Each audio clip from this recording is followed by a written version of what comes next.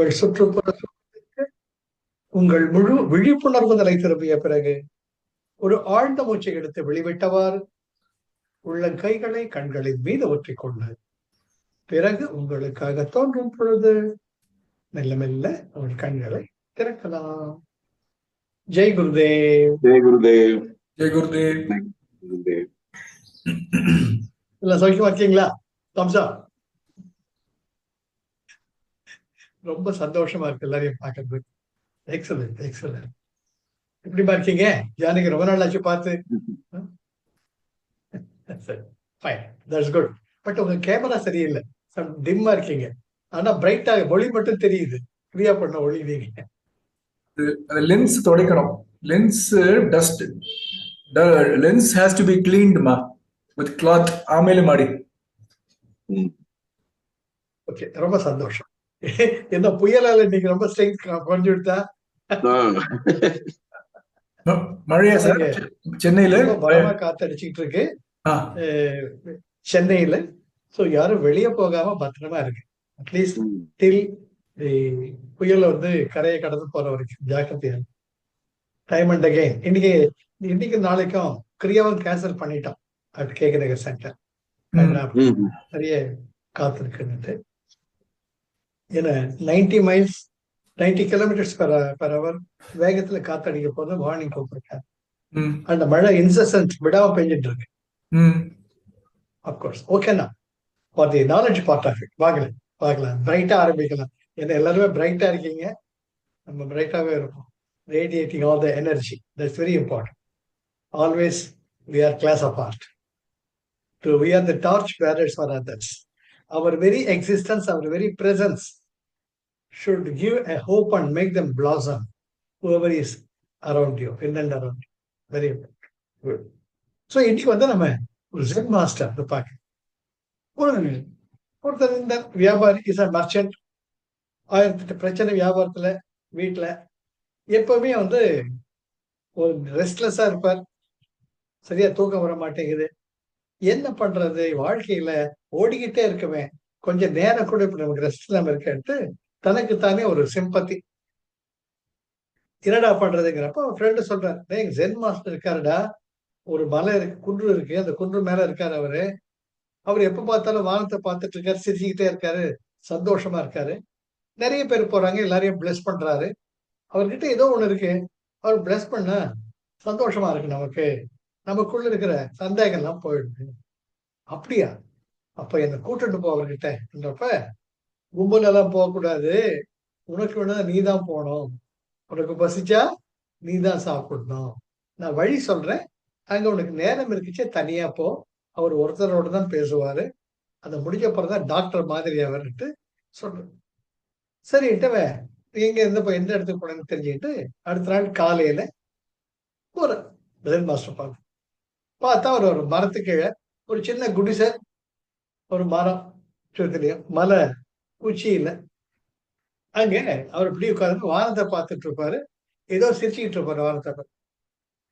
இவன் பாக்குற, என்ன என் தாட் சரியில்லை, ஃப்ரெண்டு சொன்ன மாதிரி வானத்தை பார்த்துட்டு இருக்காரு, அடிக்கடி சுத்தி முத்திய பார்த்து சிரிக்கிறாரு. சரியான இடத்துக்கு தான் வந்தோமா, தப்பி வந்துட்டோமான்ட்டு போய் பக்கத்துல உட்கார்றான். அவர் பாக்குறாரு, என்னப்பா யாரு நீ, என்ன நீங்க தானே ஜென் மாஸ்டர்? யார் அப்படி சொன்னது? நான் ஜென் மாஸ்டர் கிடையாது, நான் வந்து இறைவனின் குழந்தை, உன்ன மாதிரி நானும் ஒரு குழந்தை தான். என்னடா இவரு ஐடென்டிஃபை பண்ணிக்க மாட்டேங்கிறாரு. சரி பார்க்கலாம், தன் கதையெல்லாம் சொல்றோம். இந்த மாதிரி நிம்மதியே இல்லாம இருக்கு, எப்ப பார்த்தாலும் எனக்குள்ள கோபம் வருது, மற்றவனை கடிஞ்சுக்கிறேன், நிறைய இதெல்லாம் போயிடும். அப்படியா, அதெல்லாம் ரொம்ப ஈஸியாச்சு, இது நம்முடைய இயல்பே கிடையாது. நம்ம இயல்பு எப்பவுமே சந்தோஷமா இருக்கிறது தானே. உனக்கு என்ன ஆச்சு? நம்ம வியாபாரம்லாம் பண்ணிட்டு இருக்கேன், இந்த மாதிரி லாபம் வருது, நஷ்டம் வருது சொல்றோம். அப்படியா, அப்ப உனக்கு என்ன வேணும்? எனக்கு கோபம் வரக்கூடாது, எனக்கு நிம்மதி வேணும். அப்படி அவ்வளவுதானே, அது உன்னோட இயல்பு. நீ வேற கவலையப்படாத, in no time I can do it. உனக்குள்ள இருக்கிற சக்தியை தட்டி விட்டோம்னா தானா நீ நிம்மதியா இருப்ப, ஆனந்தமா இருப்ப, சந்தோஷமா இருப்ப.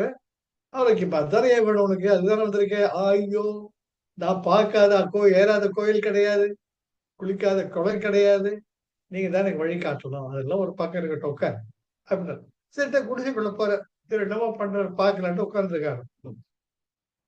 அந்த பெரிய ஒரு அண்டா, ஒரு பெரிய வண்டான்னு வச்சுக்கோங்களேன். ஒரு 25 லிட்டர் ஒரு கேன் மாரி பெரிய இதுல தண்ணி கொண்டு வந்து வைக்கிறார். அப்புறம் அதே போல இன்னொரு பாத்திரத்த, காலி பாத்திரத்த எதிர்ல வைக்கிறார். ஒரு இத்துணூண்டு கிண்ணம் முண்டு ஊத்துறதுக்கு ஒரு கைப்பிடி இருக்கிற ஒரு கிண்ணத்த கொண்டு வந்தார். ஒரு கரண்டி கொண்டு வந்துட்டு, சரி நிம்மதியா இப்ப என்ன பண்றேன்னு, இந்த பெரிய கேன்ல இருக்கிற தண்ணி எல்லாம் எடுத்து பாத்திரத்துக்கு மாத்து, ஊத்துங்கிறார். எதுக்குங்கிறார். இந்த கேள்விலாம் வேண்டாம். உனக்கு வேண்டியது வேணும்னா, நான் சொல்ற மாதிரி செய். அப்படின்னுட்டு அந்த கரண்டிய அவன் கையில குடுத்துட்டு, மறுபடியும் வானத்த பார்த்து உட்கார்ந்து அரைச்சுட்டார். இவன் என்ன பண்றான், கரண்டிய பார்க்கறான். அது இத்துணூண்டு இருக்கு. 24 மணி நேரம் மொண்டு ஊத்துனா கூட அந்த அந்த கேன் காலியாகாது. என்னடா அட்ரஸ் மாறி வந்துட்டோமா? ஏகப்பட்ட வேலை இருக்கு எனக்கு. இந்த கையில ஒரு கரண்டி குடுத்து தண்ணி ஊத்துங்கிறாரேங்கிறேன். பார்க்குறேன். அவர் இவர கேர் பண்றதா தெரியல. அவர் வானத்த பார்த்துட்டு இருக்கார். சரி செஞ்சுதான் பார்ப்போமே! அப்படின்ட்டு அந்த கரண்டில எடுத்து மொண்டு மொண்டு ஒரு 10 முறை ஊத்துறான். அது இத்துணூண்டு குறைஞ்ச மாரி தெரியல எனக்கு. கொஞ்ச நேரம் முறைச்சு பார்த்துட்டு இருக்கேன் அவரையே. அவர் பார்க்குறாரு. "என்னப்பா என்னாச்சு உனக்கு? ஏன் நிறுத்திட்ட?" "சாமி இதெல்லாம் ஆகுற காரியமா? எத்தன நாள் பிடிக்கும் இதெல்லாம் மாத்தி ஊத்துறதுக்கு? உனக்கு என்ன வேணும்? எதுக்கு வந்த என்கிட்ட?" "நிம்மதிக்கு வந்தேன்." "உனக்கு வேணுமா? வேணாமா?" "அதுக்கு தான் சாமி வேணும்." அப்ப சொன்னது சரி. சரின்ட்டு அவர் சொல்றது இந்த நம்பிக்கை வச்சு அப்படியே பண்ணிக்கிட்டே இருக்கான். இன்னும் கொஞ்ச நேரம் பார்க்குறேன் கையெல்லாம் வலிக்குது. மனசு வந்து உடம்ப ஒத்துழைக்க மாட்டேங்குது. இது என்னடா இது இப்படி விட்டா சொல்றாரேன்ட்டு இன்னும் கொஞ்ச நேரம் பிரேக் குடுக்குறேன். அவர் சொல்றார், "அத எடுத்து ஊத்துறத ஒரு அழகா பண்ணணும். எவ்வளவு அழகா இந்த தண்ணி, இந்த பெரிய இதுல இந்த ஊத்துறோம்னா அந்த கரண்டில விழுற தண்ணிய பாரு. அந்த சின்ன கிண்ணத்துல எப்படி ரொம்பிட்டு மிதந்து அழகழகா அந்த கிண்ணம் ரொம்புதுங்கிறத பார். நீ செய்யற செயல்ல 100% மனச கழட்டி தனியா வச்சுடு. நான் சொன்ன டாஸ்க். நான் என்ன சொன்னேனோ அத ரசிச்சு, ருசிச்சு, அனுபவிச்சு பண்ணு. ஒவ்வொரு கரண்டியும் எடுத்துக்கிறச்சே, அந்த தண்ணி அழகா அந்த கரண்டில ரொம்புறத பாரு. அப்புறம் மறுபடியும் எடுத்துட்டு போய் துளி சிந்தாம, சிதறாம பாத்திரத்துல விழுறத அழகா யோசிச்சு பாரு. அது எவ்வளவு அழகா தண்ணி விழுறதுன்னு பாரு. அந்த தண்ணி ஏன் விழணும்னு எது எந்த சக்திய விழ வைக்குது பாரு. இத ஒரு செய்யற செயல ஒரு அழகா ரசிச்சு, அதிலேயே 100% ஈடுபட்டு பண்ண ஆரம்பி. அதுக்கப்புறம் நான் சொல்றேன். நான் உன்னை இப்ப உன்ன பார்க்கிறேன். நீ என்ன செய்றன்ட்டு குரு பார்க்கிறேன். இவன் சொன்ன மாதிரியே அவர் என்ன சொல்றாருன்ட்டு அழகா பார்க்குறான். தண்ணி ஜம்முன்னு இந்த கரண்டில வருது. அப்படியே தூண்டி சிந்தாம எடுத்து போய் அந்த கரண்டில ஊத்துறான். அழகா ஊத்துனான். ரொம்ப அழகா இருக்கே!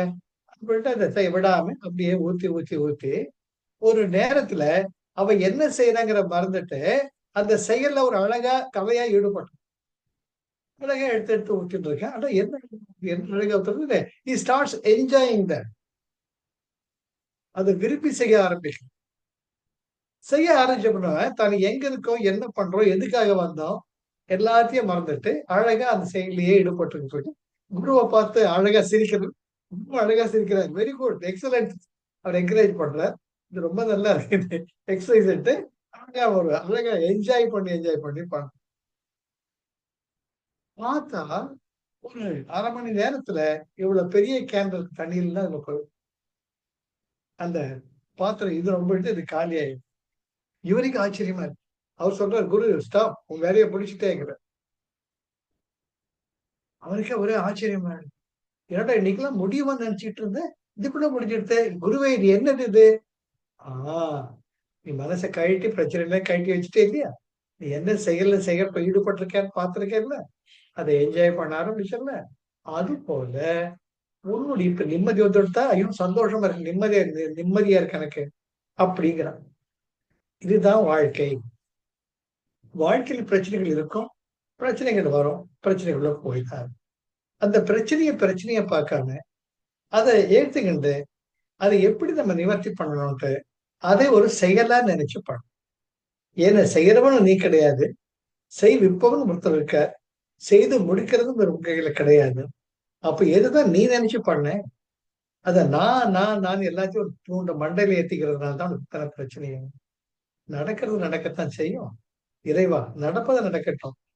சந்தோஷம் என்றால் மகிழ்ச்சி என்றால் மற்றவர்களுடன் பகிர்ந்து கொண்டு நானும் சந்தோஷமாக அவர்களுடையும் சந்தோஷம் மிக்கவர்களை செய்ய உதவி செய்யணும் அப்படி நினைச்சு ஒரு செயலை பண்ண. துக்கமோ சோதனையா வரச்சு, தெய்வமே இதுவும் உன் செயல், சரி இது சந்தோஷமா பண்றேன், இது எனக்கு எதிர்கொண்டு அதை ஹேண்டில் பண்றதுக்கு அதை எதிர்கொண்டதுக்கு சக்தியை மட்டும் கொடுத்து அதையும் ஏற்றுக்கொண்டு பண்ண. நடக்கிறது நடக்கும் அப்படி சொன்னேன்.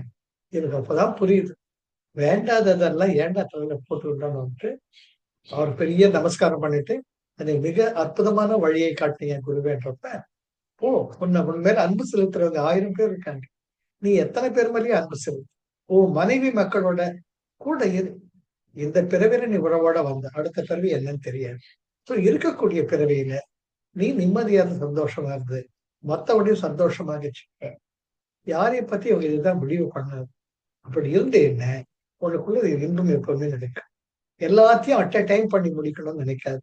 நீ நினைச்சாலும் நினைக்கா காட்டியும் நடக்கிறது அந்த காலகட்டத்துல நடக்கும். அதனால ஒவ்வொன்றும் வர்றச்ச நிம்மதியா அதை எதிர்கொண்டு என்ன பண்ணணுங்கிறத யோசிச்சு பண்ணணும்.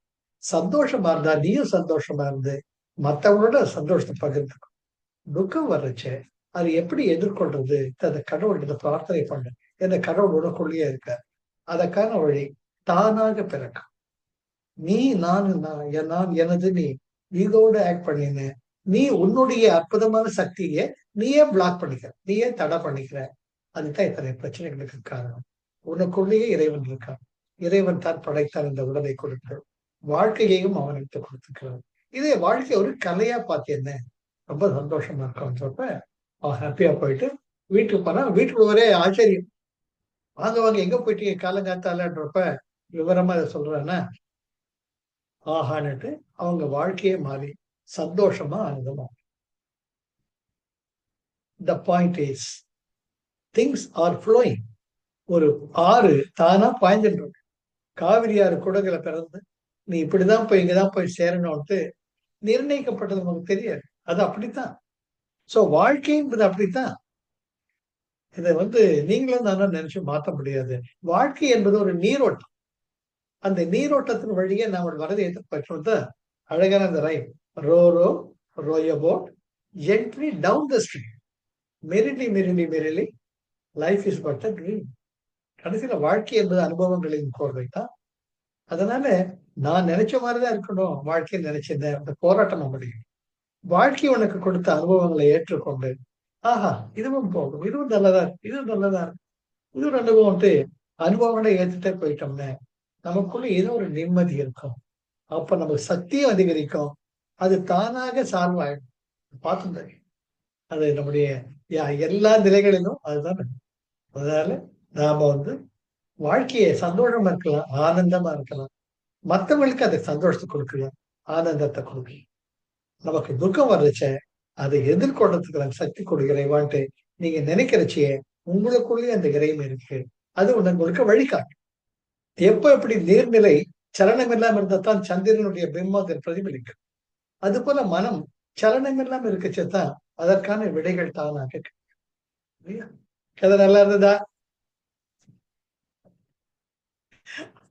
ஆனந்தமா இருக்குல்ல, அற்புதமா ரொம்ப சந்தோஷமா இருக்கு. சந்திரசேகர் சார், லலிதாமா, ஜானகி பார்த்தோம்னா அதுதான் அது சென்ஸ் ஆஃப் கமிட்மெண்ட். அந்த கமிட்மெண்ட் இஸ் வெரி இம்பார்ட்டன்ட். எனக்கு லலிதா மேல ரொம்ப மரியாதை. ஏன்னா நானும் பார்த்துட்டு இருக்கேன், விடாம வர்றாங்க. அவங்க தீர்காயோட இருக்கணும், ஆரோக்கியமா இருக்கணும். நான் ஒவ்வொருத்தருக்கும் அதுதான் பிரார்த்தனை பண்ணிட்டே இருப்பேன். எல்லாரும் ஆனந்தமா இருக்கணும், சந்தோஷமா இருக்கணும், நிம்மதியா இருக்கணும், ஆரோக்கியமா இருக்கணும். அது இருந்தா போதும். சாப்பாடு தேவைகள் ரொம்ப குறைச்சு நமக்கு கிடையாது. இப்ப நேத்து நிஜமாலுமே எங்க டிவி திடீர்னு கேட்டு போயிடுது, எல்இடி டிவி. எனக்கு இது வரைக்கும் அது வாங்கி 12 வருஷம் ஆகுது. அது ஏன் நமக்கு தெரியாது, என்ன நடக்குதுன்னு தெரியாது. அடுத்த என்ன ஸ்டெப் பண்ண கன்ஸ்ட்ரக்டிவா, ஐயோ இந்த சீரியல் பார்க்கலையே, அந்த சீரியல் பார்க்கலையே, இதை மிஸ் பண்ணிட்டோமே, அதை மிஸ் பண்ணிட்டு நினைச்சோம்னா யாருக்கு சக்தி வீணாருது? நமக்குதான் சக்தி வீணாரு.